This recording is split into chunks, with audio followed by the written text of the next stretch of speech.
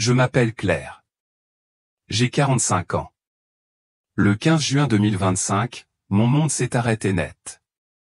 Je respirais, quelques instants plus tard, tout a basculé. Dans ce vide silencieux, j'ai reçu un message plus puissant que la peur, un murmure prophétique annonçant la fin. Ce n'était pas la fin de la vie, mais celle des anciennes coutumes. Cette expérience m'a donné des frissons tandis que je planais au-delà des portes de la mort, ma vision s'étendant vers des univers de guérison et de paix. Aujourd'hui, je vous propose ce récit, non pas comme une conférence, mais comme une conversation sincère. C'est un voyage à travers 6 expériences uniques avec la mort, insufflant un profond espoir dans notre monde divisé. Le jour qui a tout changé, dès mon réveil, le 15 juin, quelque chose avait changé. L'air lui-même semblait contenir un avertissement que je ne comprenais pas encore. La lumière matinale, habituellement réconfortante, pesait si lourd qu'elle ralentissait mon rythme cardiaque. Je me souviens m'être arrêté sur le pas de ma porte. Mes sens étaient en éveil, chaque craquement, chaque souffle me semblait amplifié. Combien de fois oublions-nous ces subtils avertissements? J'ai ressenti une inexplicable attirance vers quelque chose qui dépasse la routine. Le rythme normal de ma journée s'est déroulé au ralenti. Mes visages se brouillèrent dans ma mémoire tandis que je sortais, poussé par une étrange urgence. Le ciel, autrefois joyeux, me parut menaçant, teinté de stries cramoisies qui me serraient la poitrine. Cette pression était étrangement réconfortante par sa clarté, me murmurant que quelque chose de crucial était sur le point de se produire. Était-ce plus qu'une intuition? Le monde qui m'entourait semblait s'imposer, chaque son, chaque couleur plus nette que d'habitude. Le temps prenait une élasticité particulière, les secondes se transformaient en minutes, et chaque battement de cœur résonnait comme un tambour annonçant le changement. C'était comme si la réalité elle-même retenait son souffle avant une tempête. Puis l'horizon trembla à un changement presque imperceptible dans la lumière. Je le sentis jusqu'aux orteils, une secousse électrique qui évoquait des changements profonds sous la terre. Mon corps réagit sans y penser, ma colonne vertébrale se raidissant comme chargée par des courants invisibles. Ce qui s'est passé ensuite n'était pas visible, c'était viscéral. Ma vision s'est brouillée, le monde s'est effondré et j'ai franchi un seuil dont j'ignorais l'existence. À cet instant, j'ai compris que rien ne serait plus jamais comme avant. Traversée. Premier aperçu, alors que je quittais mon corps, le son s'estompa. Le bourdonnement familier du quotidien se transforma en un profond silence, un silence si profond qu'il parlait presque. De cette absence surgit une sensation, j'étais en apesanteur, sans attache. Ce n'était pas de la peur, mais quelque chose d'ancien et de doux, comme flotter dans des bras invisibles. Des visions scintillaient à la périphérie de ma conscience, des images fugaces de personnes que j'aimais, qui ne me rappelaient pas, mais me rappelaient l'essentiel. Il n'y avait aucun jugement, seulement une pure reconnaissance. Le monde des vivants semblait étrangement creux. Les couleurs ont émergé dans des pastels doux qui défiaient les palettes terrestres. J'ai réalisé que la palette de l'existence est plus vaste que ce que notre esprit peut imaginer. Cette prise de conscience a éveillé en moi un désir ardent, celui de retrouver cette paix. Une voix, une présence sans mots, effleura ma conscience. Il n'y avait pas de bouche, et pourtant je me sentais comprise. Elle était porteuse de chaleur, de neutralité et d'une invitation à voir au-delà du monde physique. À cet instant, j'ai ressenti une initiation. Puis la lumière est venue, une douce invitation, non pas aveuglante, mais insistante. J'ai senti son attrait et compris que quelque chose m'attendait de l'autre côté. Et j'ai compris que cette traversée n'était peut-être pas la fin de l'histoire. Tunnel de lumière. Plus je planais, plus la lumière prenait forme. Ce n'était pas un tunnel physique, mais un couloir de conscience s'étendant à l'infini. Je me sentais guidé sans force, juste un but. Cela m'a amené à me poser la question, avez-vous déjà marché vers quelque chose d'inconnu et vous êtes senti chez vous? Sur les côtés, des ombres vacillaient, fragments de souvenirs, regrets fugaces, instants de joie. Rien ne persistait, aucun regret, seulement un souvenir. C'était comme regarder un film de sa vie, sans reproche ni éloge. Chaque pas en avant apportait une compréhension plus profonde, des schémas de connexion se révélant. J'ai reconnu des fils conducteurs, des moments où j'ai blessé les autres, des moments où j'ai choisi l'amour. J'ai senti que cette lumière était plus qu'une illumination, c'était une vision rendue visible. Puis vint la chaleur non pas en température, mais en résonance. Ma poitrine vibra de reconnaissance, la lumière n'était pas séparée de moi, c'était une extension de mon être, un reflet de ce que je suis vraiment. Juste au moment où je sentais que je pouvais dériver à jamais, quelque chose a changé, comme une question silencieuse. Reviendrai-je? À cet instant, le but du voyage a commencé à se cristalliser. Voix au-delà du voile. La voix se fit entendre lorsque la lumière pulsa doucement, comme un battement de cœur. Elle n'était pas prononcée, elle résonnait sans écho, sans accent, juste la vérité. Elle disait, ce sera la fin. Non pas comme un parchemin annonçant un destin funeste, mais comme une bénédiction. Ces mots résonnèrent en moi, qu'est-ce qui pourrait finir maintenant, et qu'est-ce qui pourrait commencer?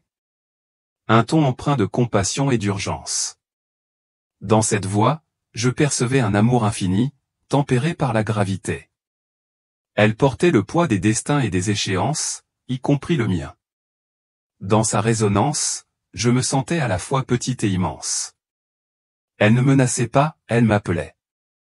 Il ne s'agissait pas de mort, mais de transformation et une invitation à devenir quelque chose de nouveau, à transcender ce que j'avais toujours considéré comme la vérité.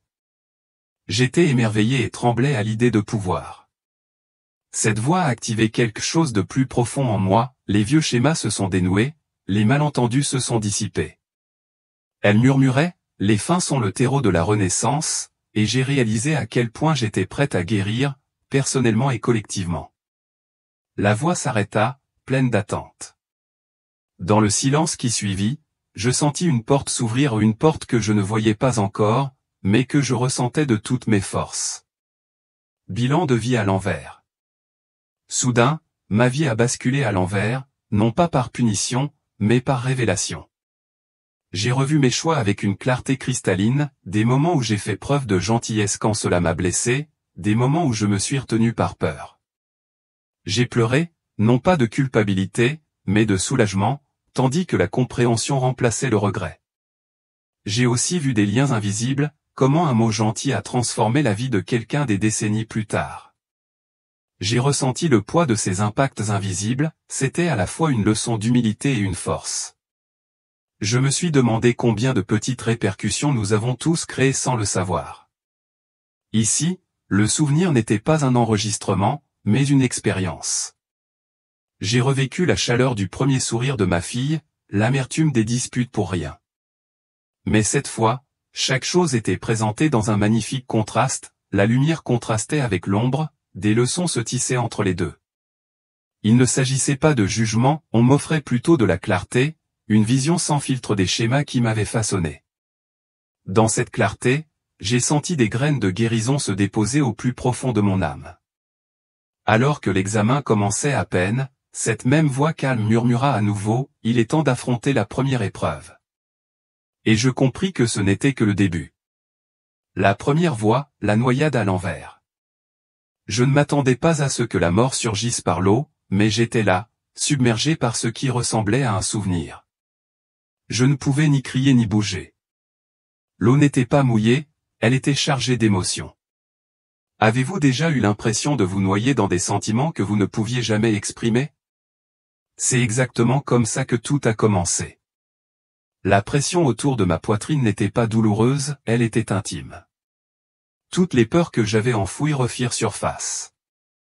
Je revis la honte de mon enfance, les chagrins d'amour silencieux et la culpabilité que je croyais avoir oubliée. Chaque bulle qui s'élevait de ma bouche portait en elle une vérité inexprimée que je n'avais jamais osé exprimer. Au lieu de m'enfoncer, le courant m'a soulevé, mais à l'envers. Je n'ai pas coulé, j'ai remonté le poids émotionnel de ma vie. J'ai observé des moments où j'ai ravalé ma douleur pour protéger les autres, où l'eau a rembobiné mon silence pour exprimer ce que je n'avais jamais dit.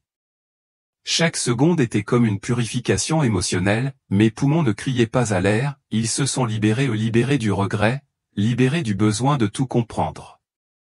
La noyade est devenue une délivrance, un dévoilement mystérieux. La mort n'a pas pris, elle a révélé ce à quoi je m'accrochais encore. Quand j'ai enfin refait surface, haletant, je ne me suis pas réveillé dans un lit d'hôpital. Je me suis réveillé dans une autre mort, d'une manière différente ou une mort destinée à m'apprendre autre chose. Cette expérience n'était pas une fin unique, c'était une série de seuils que je n'avais pas encore fini de franchir. Retourner au corps. Soudain, je suis revenu dans mon corps, mais rien ne me semblait familier, mes membres, ma peau, même le poids de la gravité, tout semblait étrange. C'est étrange de penser que le corps est notre foyer, mais lorsqu'on aperçoit quelque chose au-delà, tout ce qui est physique devient étrangement lointain. Ma poitrine se soulevait, non pas à cause du souffle, mais de la confusion. Que étais-je venu chercher? Je sentais deux mondes. C'était comme si je me trouvais à la fois dans un souvenir et dans la réalité. À cet instant, j'ai compris que parfois, on revient non pas parce qu'on est guéri, mais parce qu'on n'a pas encore terminé. La lumière n'avait pas disparu, elle planait. Je la sentais à mes côtés, comme un témoin silencieux. Elle ne me bousculait pas, au contraire, elle me faisait ressentir la dissonance déchirante du retour à une vie qui n'avait pas encore changé. Avez-vous déjà pénétré dans votre propre vie et vous y êtes senti étranger? C'était moi. J'ai regardé autour de moi et je ne l'ai pas reconnu, émotionnellement, les gens, les machines, même le doux bourdonnement de l'oxygène. Tout semblait lointain. Le monde suivait un scénario dont je ne me souvenais plus, et cette ignorance m'a fait me demander, et si la mort n'était pas faite pour être évitée, mais pour être accueillie suffisamment longtemps pour comprendre la vie? Le choc ne venait pas de la douleur, mais de la lucidité. Je sentais le prochain passage m'appeler à nouveau. Le souffle dans mes poumons était un sursis, et quelque chose de profond me disait que la prochaine leçon arriverait à la vitesse de l'éclair, une surcharge électrique. La seconde mort frappa sans prévenir, une décharge électrique invisible parcourut chaque cellule de mon corps. Mais ce n'était pas de l'électricité physique, c'était une fréquence spirituelle. Avez-vous déjà été submergé par une vérité si vive qu'elle en faisait presque mal? C'est ce que je ressentais. Chaque pulsation réveillait des souvenirs. J'ai vu des éclairs, les yeux de mon père le jour de sa mort, les mains tremblantes de ma mère lorsqu'elle m'a pardonné. Ce n'étaient pas des visions, c'étaient des fréquences d'émotions non résolues. Le courant qui me traversait me demandait, qu'est-ce que tu ne t'es pas laissé ressentir pleinement? La vague ne s'arrêta pas à mon cœur, elle parcourut ma colonne vertébrale, activant quelque chose d'ancien, un souvenir. Je vis mes ancêtres, dont certains que je n'avais jamais rencontrés, debout derrière moi, dans une file qui s'étendait au-delà du temps. Eux aussi avaient porté des fardeaux pour lesquels j'étais né. Alors que le courant s'intensifiait, j'ai entendu une tonalité aiguë et obsédante. Elle ne faisait pas mal, mais elle déformait la réalité. J'ai revu toutes les pensées que j'avais enfouies au plus profond de moi pour protéger mon image, ma fierté, mon confort et, dans la fracture de mon ego, j'ai compris, nous craignons la lumière non pas parce qu'elle brûle, mais parce qu'elle révèle. Au moment où je pensais que mon esprit allait se briser, tout devint silencieux. Pas vide, silencieux. Dans cet instant de silence, je compris que ma prochaine mort m'attendait déjà, et qu'elle ne serait pas douce. Un interlude inattendu, la guerre résonnant dans l'éther. Entre-temps, ni vivant ni profondément contrarié, je l'ai ressenti, un écho de la terre, comme un coup de tonnerre roulant sur l'âme plutôt que sur le ciel. Cela ne venait pas de moi, cela venait du Moyen-Orient, du choc des nations et des cœurs. Avez-vous déjà ressenti la douleur d'un monde qui se blesse lui-même? J'ai vu Jérusalem brûler en prière, les larmes coulant en silence. Mais par-dessus tout, quelque chose d'autre m'a stupéfié, un filet de lumière dorée enveloppait les deux camps. Ce n'était pas une guerre de haine, c'était un appel au réveil. Dans ce cri, j'ai vu des âmes choisir la compassion plutôt que la vengeance. Les images sont arrivées rapidement mais avec douceur, des familles regroupées dans des bunkers, sans craindre l'ennemi, mais craignant que leur histoire soit mal comprise. J'ai ressenti une tension spirituelle, non pas entre les pays, mais entre les époques. L'une a conduit à l'escalade, l'autre, à la capitulation, non pas de territoire, mais d'ego. Les êtres qui m'entouraient, gardiens ou observateurs, ne prenaient pas parti. Ils pleuraient aussi, mais leurs larmes n'étaient pas de la tristesse, elles étaient une délivrance. Le pardon coulait à flots que les médias ne rapporteront jamais. La paix s'épanouissait sous la guerre, plus que le monde ne pouvait encore en voir. J'ai compris que la mort que je venais de vivre n'était rien comparé à la mort spirituelle que l'humanité doit traverser pour trouver l'unité. Cette pensée m'a submergé tandis que j'étais poussé vers le prochain départ, peut-être le plus bouleversant à ce jour. La troisième voie, écrasée par des débris. Celle-là est arrivée soudainement. Le monde s'est ouvert et j'ai été enseveli sous l'eau non pas par la douleur, mais par le poids. La pression était insupportable, non pas parce qu'elle me faisait mal, mais parce qu'elle me donnait l'impression d'être totalement insignifiant. Vous êtes-vous déjà senti aussi petit sous le poids de tout ce que vous ne pouviez pas contrôler? Les débris n'étaient pas seulement physiques, ils étaient symboliques. Des morceaux de mon identité, de mes croyances et de mon contrôle se sont effondrés sur moi. J'ai senti chaque étiquette à laquelle je m'accrochais m'être arrachée, parent, citoyen, dirigeant, rien de tout cela n'ayant de sens face à l'éternité. Je n'ai pas pleuré, je me suis simplement regardé me défaire. Il n'y a eu aucun secours, aucune lumière perçant les fissures, juste l'obscurité et la lente prise de conscience que, même ici, je pouvais ressentir de l'amour, un amour non fondé sur le statut, l'apparence ou la réussite, mais un amour qui existait même si je ne faisais plus jamais mes preuves. Puis je l'ai compris, ce poids n'était pas une punition, mais une purification. Seules les parties de moi qui résistaient à l'abandon étaient écrasées.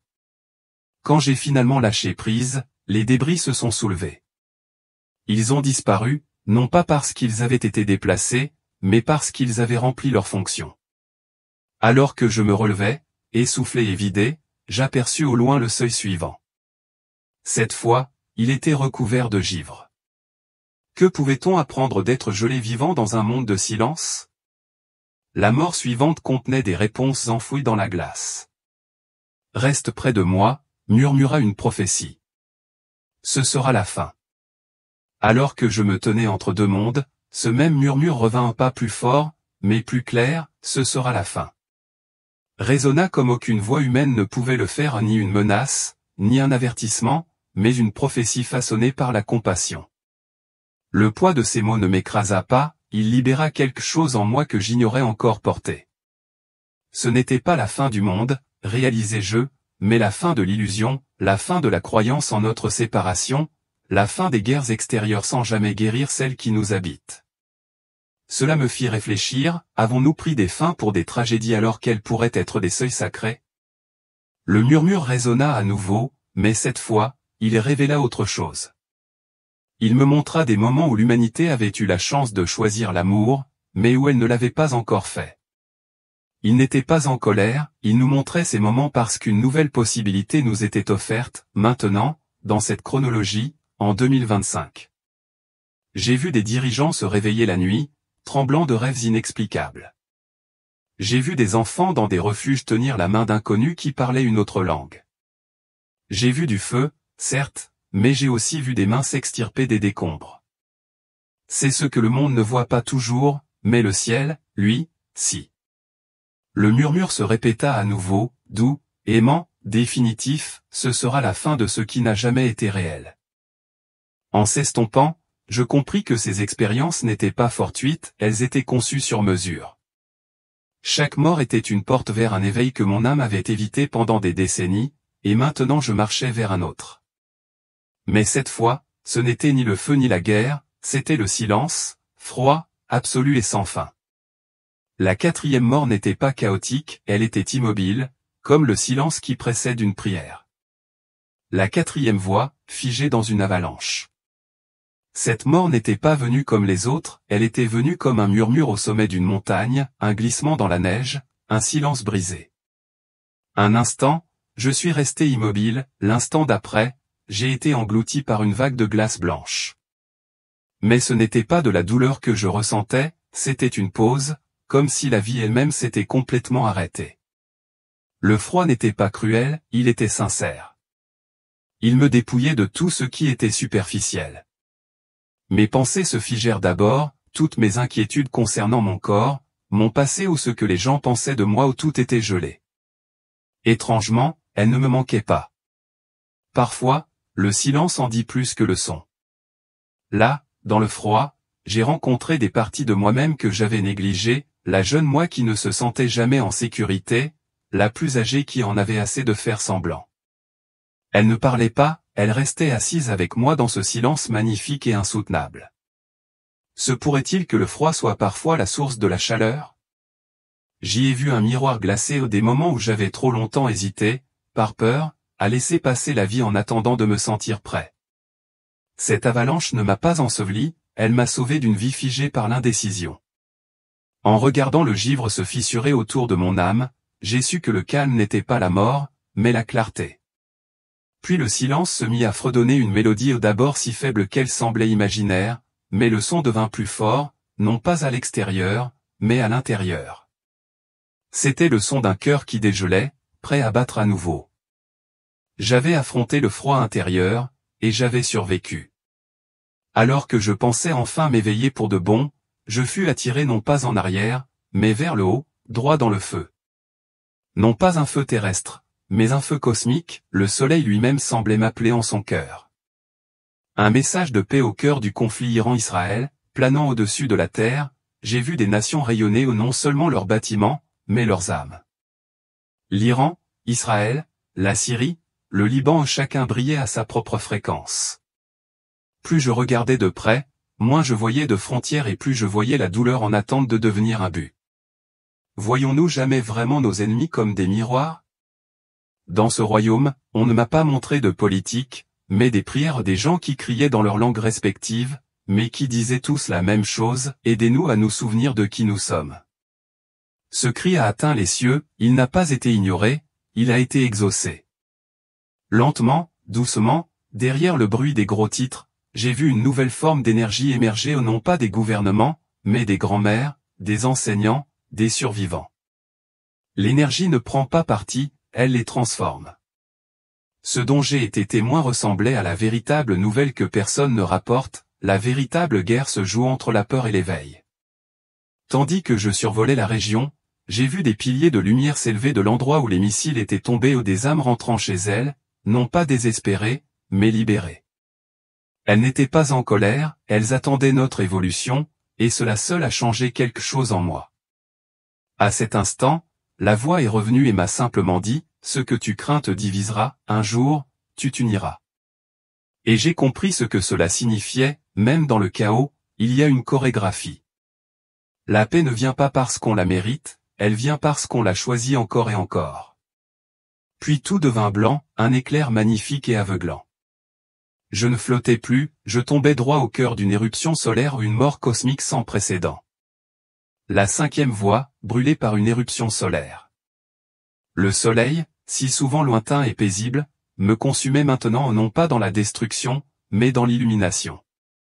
Cette mort n'était pas une question de douleur, c'était une question de transparence totale. L'éruption a enflammé chaque partie de moi que j'avais cachée, chaque recoin que je combattais pour que Dieu ne puisse voir. Vous êtes-vous déjà senti vraiment vu et non jugé? Je n'ai pas brûlé, j'ai été révélé au chaque masque que je portais dans ma vie, chaque rôle, chaque performance. En quelques secondes, je me suis vaporisé, et ce qui restait n'était plus de la faiblesse, mais de l'essence. La part originelle de moi-même, vierge de tout ego ou de toute peur, a émergé de ce feu comme une chanson. L'éruption solaire était plus que de la chaleur, c'était un souvenir.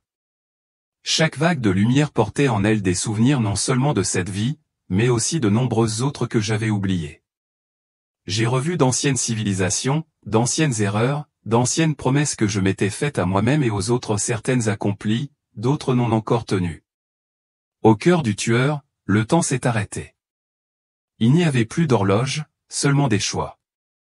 J'ai vu qu'à chaque instant où nous nous refusons l'amour, nous retardons le processus de guérison globale. J'ai compris que les plus petits actes sur Terre ont un impact bien au-delà de ce que nous imaginons. Puis le feu changea de couleur, de l'or au bleu, puis au blanc. Dans cet ultime éclair, j'éprouvai la grâce, inconditionnelle, inébranlable. Un amour si profond qu'il ne me demandait pas d'en être digne, il me rappelait que je l'étais déjà. Et d'un seul coup, le feu s'est transformé en murmure. Je me suis retrouvé allongé, immobile, la poitrine se soulevant lentement, de retour dans un endroit qui ressemblait à la terre mais plus rien ne semblait pareil. Mes poches cardiaques réapparurent, mes yeux s'ouvrirent, mais le monde n'était pas revenu. Pas encore.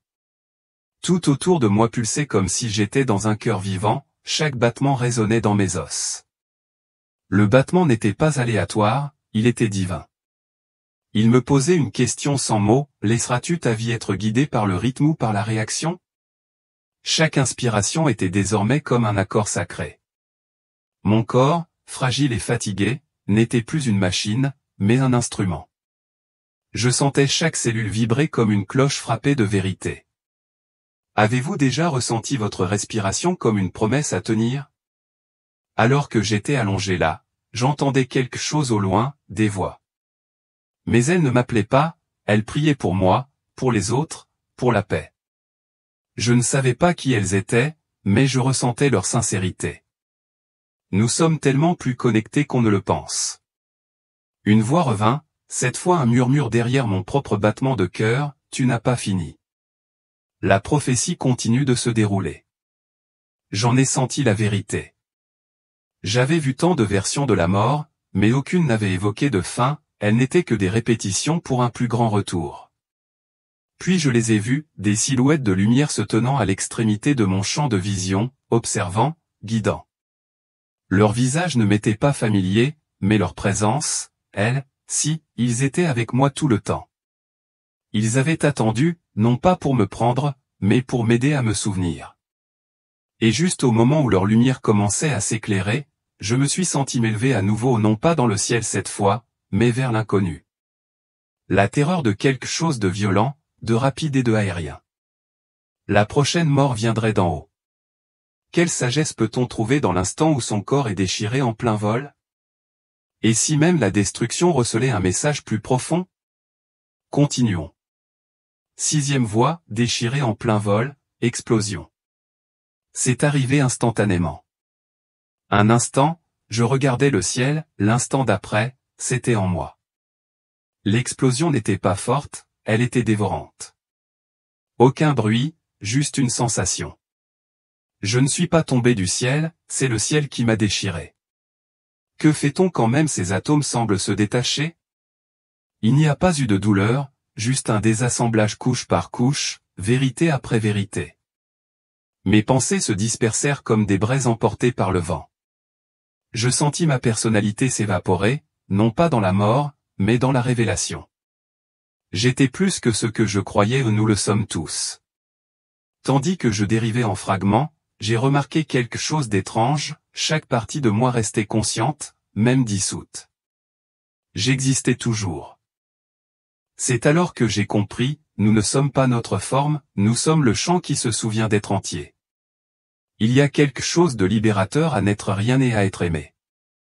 L'explosion n'était pas un accident, c'était une invitation. Exploser, c'est s'étendre au-delà des frontières, des présupposés, et même de l'identité. J'ai revu la terre d'en haut. Cette fois, ce n'était pas la guerre, j'ai remarqué à quel point nous nous accrochons désespérément à ce qui ne nous sert plus. J'ai traversé des nuages d'âmes, elles aussi dispersées. Certaines étaient perdues dans la peur, d'autres avaient choisi de devenir guides. J'ai entendu quelqu'un me murmurer, tout doit se briser avant de révéler ce qu'il cache. Cette phrase est restée gravée en moi. Puis, aussi vite que cela avait commencé, je me suis retrouvé non pas physiquement, mais par la compréhension. J'étais à nouveau entier, non pas parce que mes morceaux étaient revenus, mais parce que je n'avais plus besoin d'eux pour savoir qui j'étais. L'explosion a marqué le début. Et quelque chose m'attendait au-delà même de ce dernier mot. De l'au-delà, alors que je me tenais à l'orée de ce voyage, un message final m'est parvenu non pas par la voix, mais par la présence. Les êtres que j'avais vus auparavant se sont rassemblés, non pas dans la forme, mais dans l'unité. Je n'avais pas peur, je me sentais chez moi. Puis un mot résonna dans tout mon être, choisir. Je ne savais pas ce que je choisissais, la vie, la mort, la paix, la mission. La question n'était pas de survivre, mais de donner du sens à ma vie. Il ne me demandait pas de revenir, mais de m'engager envers la vérité, la compassion, envers mon rôle dans la transformation que connaît actuellement le monde. L'un des êtres s'est tendu vers moi. Bien qu'il n'y ait ni bras ni yeux, j'ai senti une décharge envahir mon être, souvenir, échéance, futur potentiel. J'ai vu des gens au bord de la guerre, prêts à pardonner. J'ai vu de vieux systèmes s'effondrer, mais des graines semées dans les fissures. La voix revint une dernière fois, douce, posée, profonde, il y a encore du chemin à parcourir, mais tu ne reviendras pas seul.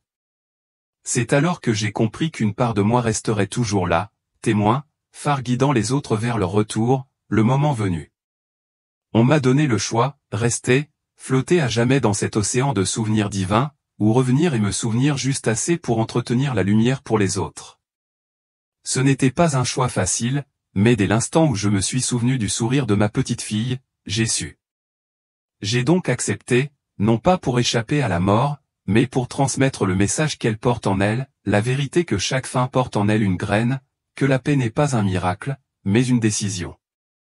Et le monde, aujourd'hui plus que jamais, se trouve au bord de cette décision, le retour en mission, une prophétie pour 2025. À mon retour, je n'étais plus la même. Les lumières de l'hôpital étaient trop crues, les sons trop aigus. Je clignais des yeux, et personne autour de moi ne savait où j'étais allé. Mais je savais que ce n'était pas une seconde chance, c'était une tâche sacrée, une mission que j'avais acceptée, une mission spirituelle pour cette année. La guerre Iran-Israël faisait encore la une des journaux, mais je ne voyais plus seulement un conflit, mais des tournants. Nous sommes dans la dernière ligne droite d'un réveil mondial, et la même question se pose à chaque âme, allez-vous vous élever dans la peur ou dans la foi? J'ai vu que la Terre n'est pas en train de disparaître, elle évolue. Mais l'évolution exige des fins, la fin de la cupidité, la fin de la déconnexion, la fin de l'impuissance. Les Pléiadiens avaient raison, tout comme les murmures, 2025 n'est pas la destruction, c'est une décision, et nos actions cette année auront des répercussions sur des vies encore invisibles. Je ne partage pas ceci pour attirer l'attention, je le partage parce que je le dois. Parce que quelqu'un, quelque part peut-être vous a ressenti le même appel. Peut-être que vos rêves sont devenus étranges. Peut-être que votre corps vous fait mal sans explication. Peut-être que vous avez commencé à voir une lumière du coin de l'œil. Ce n'est pas une coïncidence, c'est une activation. Votre voyage à travers la mort n'a jamais eu pour but de mourir, il s'agissait de vous rappeler comment vivre pleinement, honnêtement et spirituellement éveillé. Vous n'avez jamais été oublié, et vous n'êtes jamais seul. La lumière vous observait, vous attendait. Maintenant, elle s'élève en vous. Je termine donc cette lettre, non pas par un adieu, mais par une prière, puissiez-vous vous souvenir de la raison de votre venue. Puissiez-vous vous élever dans votre puissance tranquille. Et puisse la voix que j'ai entendue résonner maintenant en votre âme, ce n'est pas la fin, c'est l'invitation à commencer. Je m'appelle Claire. J'ai 45 ans. Le 15 juin 2025, mon monde s'est arrêté net. Je respirais, quelques instants plus tard, tout a basculé. Dans ce vide silencieux, j'ai reçu un message plus puissant que la peur, un murmure prophétique annonçant la fin. Ce n'était pas la fin de la vie, mais celle des anciennes coutumes. Cette expérience m'a donné des frissons tandis que je planais au-delà des portes de la mort, ma vision s'étendant vers des univers de guérison et de paix. Aujourd'hui, je vous propose ce récit, non pas comme une conférence, mais comme une conversation sincère. C'est un voyage à travers 6 expériences uniques avec la mort, insufflant un profond espoir dans notre monde divisé. Le jour qui a tout changé, dès mon réveil, le 15 juin, quelque chose avait changé. L'air lui-même semblait contenir un avertissement que je ne comprenais pas encore. La lumière matinale, habituellement réconfortante, pesait si lourd qu'elle ralentissait mon rythme cardiaque. Je me souviens m'être arrêté sur le pas de ma porte. Mes sens étaient en éveil, chaque craquement, chaque souffle me semblait amplifié. Combien de fois oublions-nous ces subtils avertissements? J'ai ressenti une inexplicable attirance vers quelque chose qui dépasse la routine. Le rythme normal de ma journée s'est déroulé au ralenti. Mes visages se brouillèrent dans ma mémoire tandis que je sortais, poussé par une étrange urgence. Le ciel, autrefois joyeux, me parut menaçant, teinté de stries cramoisies qui me serraient la poitrine. Cette pression était étrangement réconfortante par sa clarté, me murmurant que quelque chose de crucial était sur le point de se produire. Était-ce plus qu'une intuition? Le monde qui m'entourait semblait s'imposer, chaque son, chaque couleur plus nette que d'habitude. Le temps prenait une élasticité particulière, les secondes se transformaient en minutes, et chaque battement de cœur résonnait comme un tambour annonçant le changement. C'était comme si la réalité elle-même retenait son souffle avant une tempête.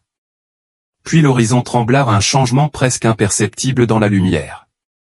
Je le sentis jusqu'aux orteils, une secousse électrique qui évoquait des changements profonds sous la terre. Mon corps réagit sans y penser, ma colonne vertébrale se raidissant comme chargée par des courants invisibles. Ce qui s'est passé ensuite n'était pas visible, c'était viscéral. Ma vision s'est brouillée, le monde s'est effondré et j'ai franchi un seuil dont j'ignorais l'existence. À cet instant, j'ai compris que rien ne serait plus jamais comme avant. Traversée. Premier aperçu, alors que je quittais mon corps, le son s'estompa. Le bourdonnement familier du quotidien se transforma en un profond silence, un silence si profond qu'il parlait presque. De cette absence surgit une sensation, j'étais en apesanteur, sans attache. Ce n'était pas de la peur, mais quelque chose d'ancien et de doux, comme flotter dans des bras invisibles.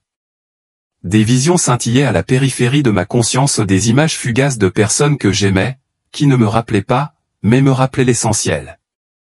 Il n'y avait aucun jugement, seulement une pure reconnaissance.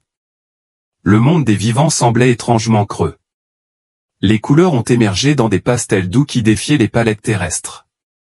J'ai réalisé que la palette de l'existence est plus vaste que ce que notre esprit peut imaginer. Cette prise de conscience a éveillé en moi un désir ardent, celui de retrouver cette paix. Une voix, une présence sans mots, effleura ma conscience. Il n'y avait pas de bouche, et pourtant je me sentais comprise. Elle était porteuse de chaleur, de neutralité et d'une invitation à voir au-delà du monde physique. À cet instant, j'ai ressenti une initiation. Puis la lumière est venue, une douce invitation, non pas aveuglante, mais insistante. J'ai senti son attrait et compris que quelque chose m'attendait de l'autre côté. Et j'ai compris que cette traversée n'était peut-être pas la fin de l'histoire. Tunnel de lumière. Plus je planais, plus la lumière prenait forme. Ce n'était pas un tunnel physique, mais un couloir de conscience s'étendant à l'infini. Je me sentais guidé sans force, juste un but. Cela m'a amené à me poser la question, avez-vous déjà marché vers quelque chose d'inconnu et vous êtes senti chez vous? Sur les côtés, des ombres vacillèrent, fragments de souvenirs, regrets fugaces, instants de joie. Rien ne persistait, aucun regret, seulement un souvenir. C'était comme regarder un film de sa vie, sans reproche ni éloge. Chaque pas en avant apportait une compréhension plus profonde, des schémas de connexion se révélant. J'ai reconnu des fils conducteurs, des moments où j'ai blessé les autres, des moments où j'ai choisi l'amour. J'ai senti que cette lumière était plus qu'une illumination, c'était une vision rendue visible. Puis vint la chaleur non pas en température, mais en résonance. Ma poitrine vibra de reconnaissance, la lumière n'était pas séparée de moi, c'était une extension de mon être, un reflet de ce que je suis vraiment. Juste au moment où je sentais que je pouvais dériver à jamais, quelque chose a changé, comme une question silencieuse. Reviendrai-je? À cet instant, le but du voyage a commencé à se cristalliser. Voix au-delà du voile. La voix se fit entendre lorsque la lumière pulsa doucement, comme un battement de cœur. Elle n'était pas prononcée, elle résonnait sans écho, sans accent, juste la vérité. Elle disait, ce sera la fin. Non pas comme un parchemin annonçant un destin funeste, mais comme une bénédiction. Ces mots résonnèrent en moi, qu'est-ce qui pourrait finir maintenant, et qu'est-ce qui pourrait commencer? Un ton empreint de compassion et d'urgence. Dans cette voix, je percevais un amour infini, tempéré par la gravité. Elle portait le poids des destins et des échéances, y compris le mien. Dans sa résonance, je me sentais à la fois petite et immense. Elle ne menaçait pas, elle m'appelait. Il ne s'agissait pas de mort, mais de transformation et une invitation à devenir quelque chose de nouveau, à transcender ce que j'avais toujours considéré comme la vérité. J'étais émerveillé et tremblais à l'idée de pouvoir. Cette voix a activé quelque chose de plus profond en moi, les vieux schémas se sont dénoués, les malentendus se sont dissipés. Elle murmurait, les fins sont le terreau de la renaissance, et j'ai réalisé à quel point j'étais prête à guérir, personnellement et collectivement. La voix s'arrêta, pleine d'attente. Dans le silence qui suivit, je sentis une porte s'ouvrir, une porte que je ne voyais pas encore, mais que je ressentais de toutes mes forces. Bilan de vie à l'envers. Soudain, ma vie a basculé à l'envers, non pas par punition, mais par révélation. J'ai revu mes choix avec une clarté cristalline, des moments où j'ai fait preuve de gentillesse alors que cela me faisait mal, des moments où je me suis retenu par peur. J'ai pleuré, non pas de culpabilité, mais de soulagement, tandis que la compréhension remplaçait le regret. J'ai aussi vu des liens invisibles, comment un mot gentil a transformé la vie de quelqu'un des décennies plus tard. J'ai ressenti le poids de ces impacts invisibles, c'était à la fois une leçon d'humilité et une force. Je me suis demandé combien de petites répercussions nous avons tous créées sans le savoir. Ici, le souvenir n'était pas un enregistrement, mais une expérience. J'ai revécu la chaleur du premier sourire de ma fille, l'amertume des disputes pour rien. Mais cette fois, chaque chose était présentée dans un magnifique contraste, la lumière contrastait avec l'ombre, des leçons se tissaient entre les deux. Il ne s'agissait pas de jugement, on m'offrait plutôt de la clarté, une vision sans filtre des schémas qui m'avaient façonné. Dans cette clarté, j'ai senti des graines de guérison se déposer au plus profond de mon âme. Alors que l'examen commençait à peine, cette même voix calme murmura à nouveau, il est temps d'affronter la première épreuve. Et je compris que ce n'était que le début. La première voie, la noyade à l'envers.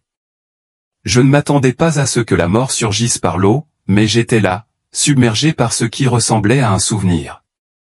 Je ne pouvais ni crier ni bouger. L'eau n'était pas mouillée, elle était chargée d'émotions. Avez-vous déjà eu l'impression de vous noyer dans des sentiments que vous ne pouviez jamais exprimer? C'est exactement comme ça que tout a commencé. La pression autour de ma poitrine n'était pas douloureuse, elle était intime. Toutes les peurs que j'avais enfouies refirent surface. Je revis la honte de mon enfance, les chagrins d'amour silencieux et la culpabilité que je croyais avoir oubliée. Chaque bulle qui s'élevait de ma bouche portait en elle une vérité inexprimée que je n'avais jamais osé exprimer. Au lieu de m'enfoncer, le courant m'a soulevé, mais à l'envers.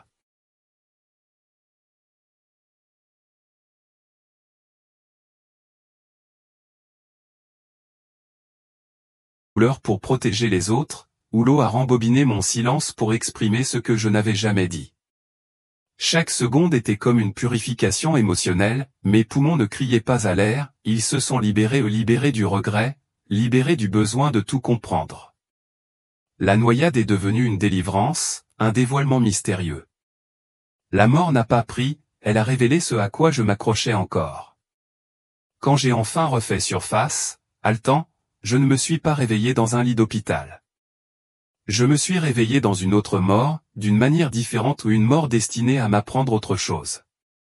Cette expérience n'était pas une fin unique, c'était une série de seuils que je n'avais pas encore fini de franchir. Retourner au corps. Soudain, je suis revenu dans mon corps, mais rien ne me semblait familier, mes membres, ma peau, même le poids de la gravité, tout semblait étrange. C'est étrange de penser que le corps est notre foyer, mais lorsqu'on aperçoit quelque chose au-delà, tout ce qui est physique devient étrangement lointain. Ma poitrine se soulevait, non pas à cause du souffle, mais de la confusion. Que étais-je venu chercher? Je sentais deux mondes. C'était comme si je me trouvais à la fois dans un souvenir et dans la réalité. À cet instant, j'ai compris que parfois, on revient non pas parce qu'on est guéri, mais parce qu'on n'a pas encore terminé. La lumière n'avait pas disparu, elle planait. Je la sentais à mes côtés, comme un témoin silencieux.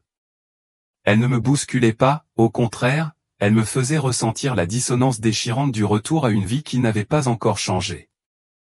Avez-vous déjà pénétré dans votre propre vie et vous y êtes senti étranger? C'était moi. J'ai regardé autour de moi et je ne l'ai pas reconnu, émotionnellement, les gens, les machines, même le doux bourdonnement de l'oxygène. Tout semblait lointain.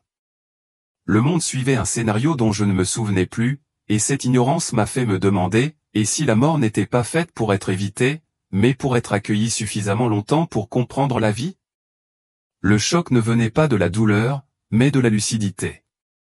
Je sentais le prochain passage m'appeler à nouveau. Le souffle dans mes poumons était un sursis, et quelque chose de profond me disait que la prochaine leçon arriverait à la vitesse de l'éclair, une surcharge électrique. La seconde mort frappa sans prévenir, une décharge électrique invisible parcourut chaque cellule de mon corps. Mais ce n'était pas de l'électricité physique, c'était une fréquence spirituelle. Avez-vous déjà été submergé par une vérité si vive qu'elle en faisait presque mal? C'est ce que je ressentais. Chaque pulsation réveillait des souvenirs. J'ai vu des éclairs, les yeux de mon père le jour de sa mort, les mains tremblantes de ma mère lorsqu'elle m'a pardonné. Ce n'étaient pas des visions, c'étaient des fréquences d'émotions non résolues.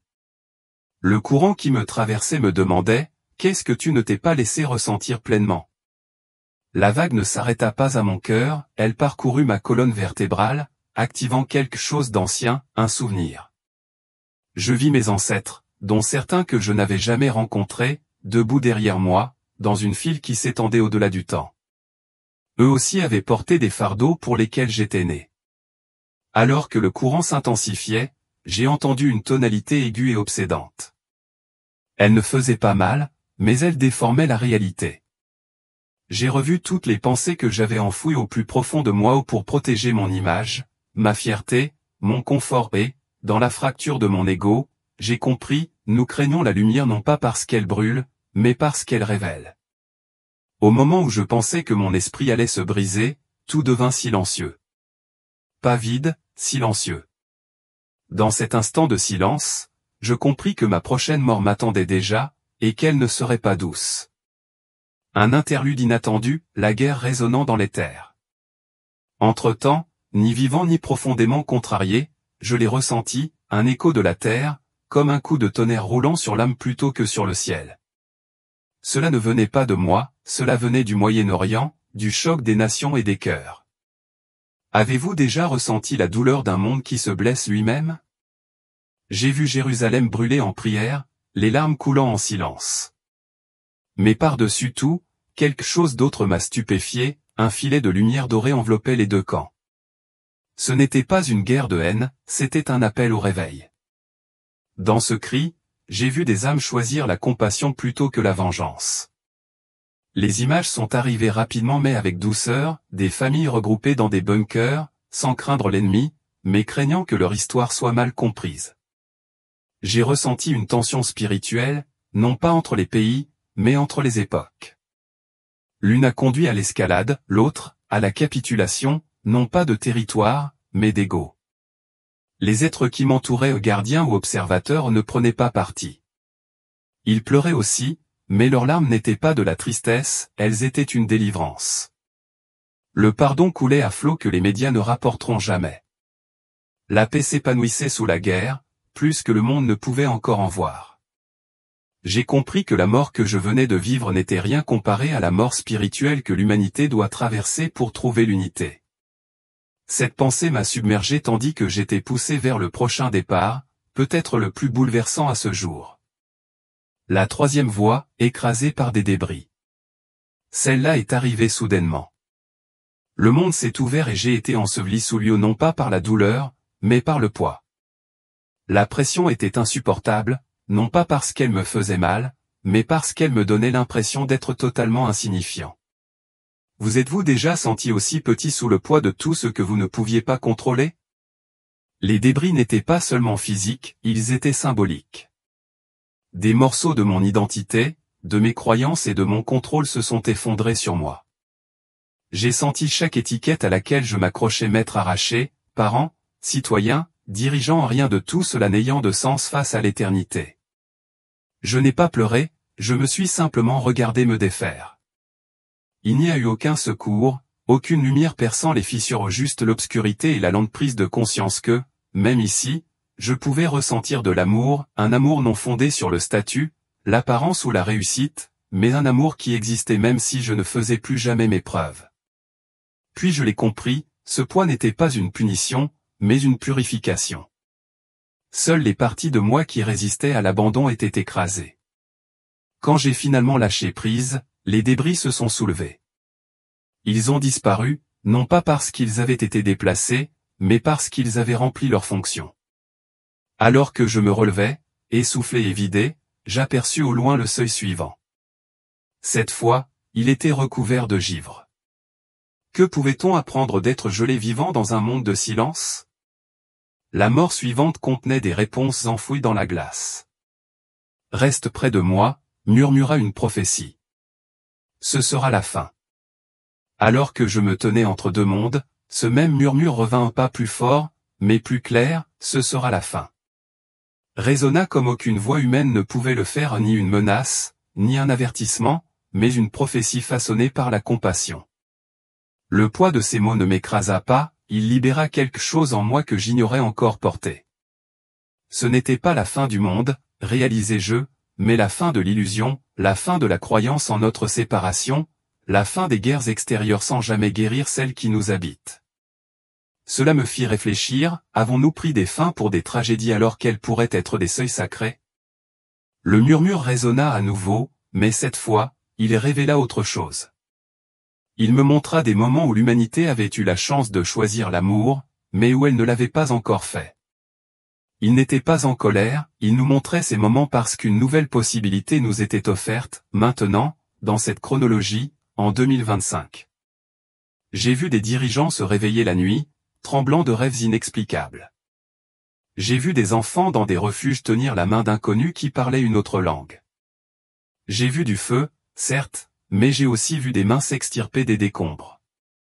C'est ce que le monde ne voit pas toujours, mais le ciel, lui, si. Le murmure se répéta à nouveau, doux, aimant, définitif, ce sera la fin de ce qui n'a jamais été réel.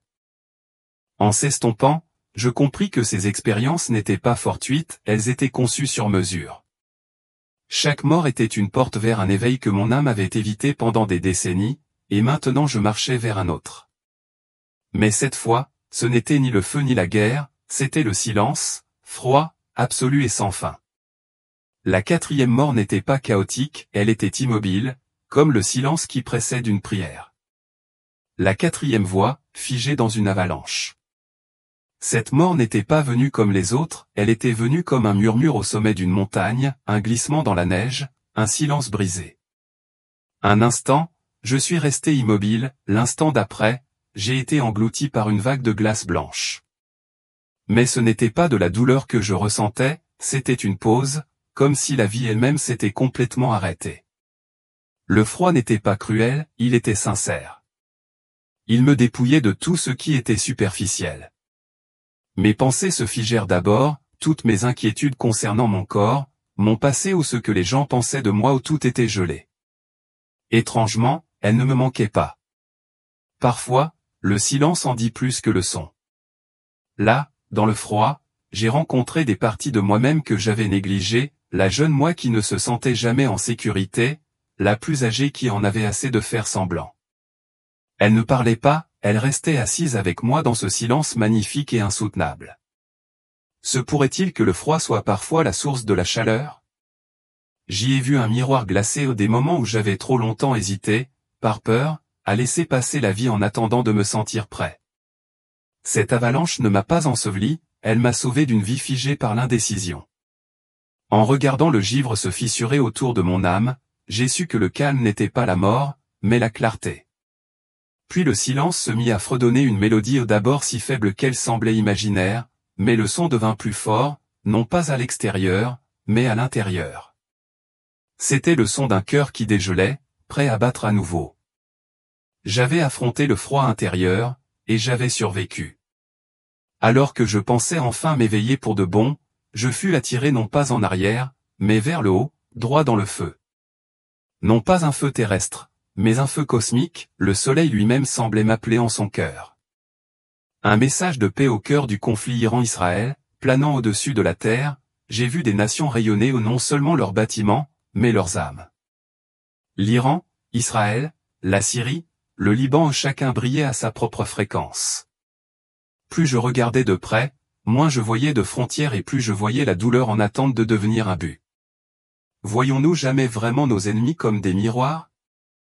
Dans ce royaume, on ne m'a pas montré de politique, mais des prières des gens qui criaient dans leurs langues respectives, mais qui disaient tous la même chose, aidez-nous à nous souvenir de qui nous sommes. Ce cri a atteint les cieux, il n'a pas été ignoré, il a été exaucé. Lentement, doucement, derrière le bruit des gros titres, j'ai vu une nouvelle forme d'énergie émerger non pas des gouvernements, mais des grands-mères, des enseignants, des survivants. L'énergie ne prend pas parti, elle les transforme. Ce dont j'ai été témoin ressemblait à la véritable nouvelle que personne ne rapporte, la véritable guerre se joue entre la peur et l'éveil. Tandis que je survolais la région, j'ai vu des piliers de lumière s'élever de l'endroit où les missiles étaient tombés ou des âmes rentrant chez elles, non pas désespérées, mais libérées. Elles n'étaient pas en colère, elles attendaient notre évolution, et cela seul a changé quelque chose en moi. À cet instant, la voix est revenue et m'a simplement dit, ce que tu crains te divisera, un jour, tu t'uniras. Et j'ai compris ce que cela signifiait, même dans le chaos, il y a une chorégraphie. La paix ne vient pas parce qu'on la mérite, elle vient parce qu'on la choisit encore et encore. Puis tout devint blanc, un éclair magnifique et aveuglant. Je ne flottais plus, je tombais droit au cœur d'une éruption solaire ou une mort cosmique sans précédent. La cinquième voie, brûlée par une éruption solaire. Le soleil, si souvent lointain et paisible, me consumait maintenant non pas dans la destruction, mais dans l'illumination. Cette mort n'était pas une question de douleur, c'était une question de transparence totale. L'éruption a enflammé chaque partie de moi que j'avais cachée, chaque recoin que je combattais pour que Dieu ne puisse voir. Vous êtes-vous déjà senti vraiment vu et non jugé? Je n'ai pas brûlé, j'ai été révélé au chaque masque que je portais dans ma vie, chaque rôle, chaque performance. En quelques secondes, je me suis vaporisé, et ce qui restait n'était plus de la faiblesse, mais de l'essence. La part originelle de moi-même, vierge de tout ego ou de toute peur, a émergé de ce feu comme une chanson. L'éruption solaire était plus que de la chaleur, c'était un souvenir. Chaque vague de lumière portait en elle des souvenirs non seulement de cette vie, mais aussi de nombreuses autres que j'avais oubliées. J'ai revu d'anciennes civilisations, d'anciennes erreurs, d'anciennes promesses que je m'étais faites à moi-même et aux autres, certaines accomplies, d'autres non encore tenues. Au cœur du tueur, le temps s'est arrêté. Il n'y avait plus d'horloge, seulement des choix. J'ai vu qu'à chaque instant où nous nous refusons l'amour, nous retardons le processus de guérison globale. J'ai compris que les plus petits actes sur Terre ont un impact bien au-delà de ce que nous imaginons. Puis le feu changea de couleur, de l'or au bleu, puis au blanc. Dans cet ultime éclair, j'éprouvai la grâce, inconditionnelle, inébranlable. Un amour si profond qu'il ne me demandait pas d'en être digne, il me rappelait que je l'étais déjà. Et d'un seul coup, le feu s'est transformé en murmure. Je me suis retrouvé allongé, immobile, la poitrine se soulevant lentement, de retour dans un endroit qui ressemblait à la terre mais plus rien ne semblait pareil. Mes poches cardiaques réapparurent, mes yeux s'ouvrirent, mais le monde n'était pas revenu. Pas encore. Tout autour de moi pulsait comme si j'étais dans un cœur vivant, chaque battement résonnait dans mes os. Le battement n'était pas aléatoire, il était divin. Il me posait une question sans mots, laisseras-tu ta vie être guidée par le rythme ou par la réaction? Chaque inspiration était désormais comme un accord sacré. Mon corps, fragile et fatigué, n'était plus une machine, mais un instrument. Je sentais chaque cellule vibrer comme une cloche frappée de vérité. Avez-vous déjà ressenti votre respiration comme une promesse à tenir? Alors que j'étais allongé là, j'entendais quelque chose au loin, des voix. Mais elles ne m'appelaient pas, elles priaient pour moi, pour les autres, pour la paix. Je ne savais pas qui elles étaient, mais je ressentais leur sincérité. Nous sommes tellement plus connectés qu'on ne le pense. Une voix revint, cette fois un murmure derrière mon propre battement de cœur, tu n'as pas fini. La prophétie continue de se dérouler. J'en ai senti la vérité. J'avais vu tant de versions de la mort, mais aucune n'avait évoqué de fin, elles étaient toutes des répétitions pour un plus grand retour. Puis je les ai vus, des silhouettes de lumière se tenant à l'extrémité de mon champ de vision, observant, guidant. Leur visage ne m'était pas familier, mais leur présence, elle, si, ils étaient avec moi tout le temps. Ils avaient attendu, non pas pour me prendre, mais pour m'aider à me souvenir. Et juste au moment où leur lumière commençait à s'éclairer, je me suis senti m'élever à nouveau non pas dans le ciel cette fois, mais vers l'inconnu. La terreur de quelque chose de violent, de rapide et de aérien. La prochaine mort viendrait d'en haut. Quelle sagesse peut-on trouver dans l'instant où son corps est déchiré en plein vol? Et si même la destruction recelait un message plus profond? Continuons. 6e voie, déchirée en plein vol, explosion. C'est arrivé instantanément. Un instant, je regardais le ciel, l'instant d'après, c'était en moi. L'explosion n'était pas forte, elle était dévorante. Aucun bruit, juste une sensation. Je ne suis pas tombé du ciel, c'est le ciel qui m'a déchiré. Que fait-on quand même ces atomes semblent se détacher? Il n'y a pas eu de douleur, juste un désassemblage couche par couche, vérité après vérité. Mes pensées se dispersèrent comme des braises emportées par le vent. Je sentis ma personnalité s'évaporer, non pas dans la mort, mais dans la révélation. J'étais plus que ce que je croyais ou nous le sommes tous. Tandis que je dérivais en fragments, j'ai remarqué quelque chose d'étrange, chaque partie de moi restait consciente, même dissoute. J'existais toujours. C'est alors que j'ai compris, nous ne sommes pas notre forme, nous sommes le champ qui se souvient d'être entier. Il y a quelque chose de libérateur à n'être rien et à être aimé. L'explosion n'était pas un accident, c'était une invitation. Exploser, c'est s'étendre au-delà des frontières, des présupposés, et même de l'identité. J'ai revu la terre d'en haut. Cette fois, ce n'était pas la guerre, j'ai remarqué à quel point nous nous accrochons désespérément à ce qui ne nous sert plus.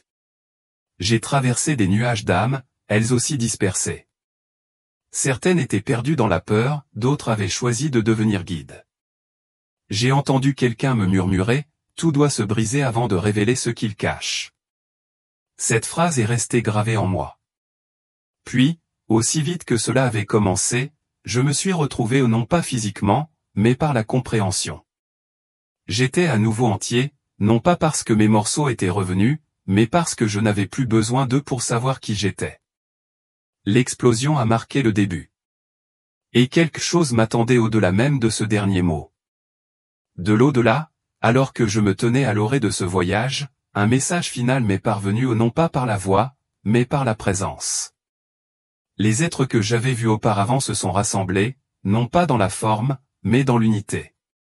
Je n'avais pas peur, je me sentais chez moi. Puis un mot résonna dans tout mon être, choisir. Je ne savais pas ce que je choisissais, la vie, la mort, la paix, la mission. La question n'était pas de survivre, mais de donner du sens à ma vie. Il ne me demandait pas de revenir, mais de m'engager envers la vérité, la compassion, envers mon rôle dans la transformation que connaît actuellement le monde. L'un des êtres s'est tendu vers moi. Bien qu'il n'y ait ni bras ni yeux, j'ai senti une décharge envahir mon être, souvenir, échéance, futur potentiel. J'ai vu des gens au bord de la guerre, prêts à pardonner. J'ai vu de vieux systèmes s'effondrer, mais des graines semées dans les fissures. La voix revint une dernière fois, douce, posée, profonde, il y a encore du chemin à parcourir, mais tu ne reviendras pas seul. C'est alors que j'ai compris qu'une part de moi resterait toujours là, témoin, phare guidant les autres vers leur retour, le moment venu. On m'a donné le choix, rester, flotter à jamais dans cet océan de souvenirs divins, ou revenir et me souvenir juste assez pour entretenir la lumière pour les autres.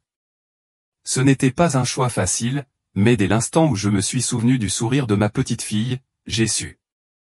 J'ai donc accepté, non pas pour échapper à la mort, mais pour transmettre le message qu'elle porte en elle, la vérité que chaque fin porte en elle une graine, que la paix n'est pas un miracle, mais une décision.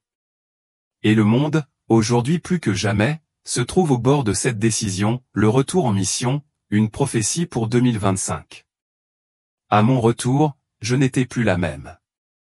Les lumières de l'hôpital étaient trop crues, les sons trop aigus. Je clignais des yeux, et personne autour de moi ne savait où j'étais allé. Mais je savais que ce n'était pas une seconde chance, c'était une tâche sacrée, une mission que j'avais acceptée, une mission spirituelle pour cette année. La guerre Iran-Israël faisait encore la une des journaux, mais je ne voyais plus seulement un conflit, mais des tournants. Nous sommes dans la dernière ligne droite d'un réveil mondial, et la même question se pose à chaque âme, allez-vous vous élever dans la peur ou dans la foi? J'ai vu que la Terre n'est pas en train de disparaître, elle évolue. Mais l'évolution exige des fins, la fin de la cupidité, la fin de la déconnexion, la fin de l'impuissance. Les Pléiadiens avaient raison, tout comme les murmures, 2025 n'est pas la destruction, c'est une décision, et nos actions cette année auront des répercussions sur des vies encore invisibles. Je ne partage pas ceci pour attirer l'attention, je le partage parce que je le dois. Parce que quelqu'un, quelque part ou peut-être vous a ressenti le même appel. Peut-être que vos rêves sont devenus étranges. Peut-être que votre corps vous fait mal sans explication. Peut-être que vous avez commencé à voir une lumière du coin de l'œil. Ce n'est pas une coïncidence, c'est une activation. Votre voyage à travers la mort n'a jamais eu pour but de mourir, il s'agissait de vous rappeler comment vivre pleinement, honnêtement et spirituellement éveillé. Vous n'avez jamais été oublié, et vous n'êtes jamais seul. La lumière vous observait, vous attendait. Maintenant, elle s'élève en vous. Je termine donc cette lettre, non pas par un adieu, mais par une prière, puissiez-vous vous souvenir de la raison de votre venue. Puissiez-vous vous élever dans votre puissance tranquille. Et puisse la voix que j'ai entendue résonner maintenant en votre âme, ce n'est pas la fin, c'est l'invitation à commencer.